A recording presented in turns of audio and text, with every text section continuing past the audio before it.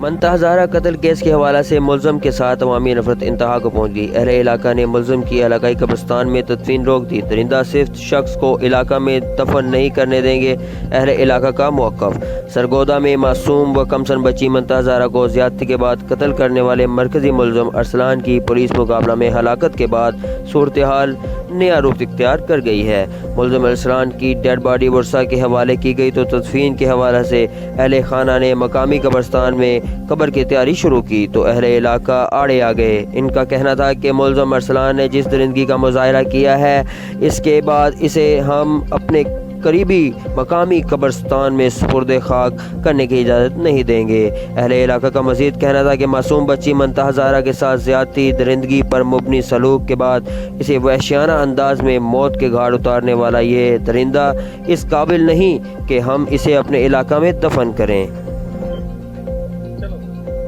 جی 2 دن پہلے جو ایک بہت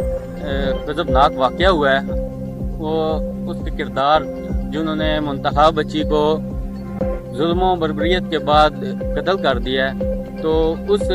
درندے کی آج ڈیڈ باڈی ہمارے علاقے میں آئی ہے، تو ہم سب علاقے والوں کا متفقہ فیصلہ ہے کہ ہم اسے اپنے علاقے میں دفن ہونے کی اجازت نہیں دیں گے تاکہ اس ایسے واقعات کو روکا جا سکے اور عبرت کا نشانہ بنایا جائے۔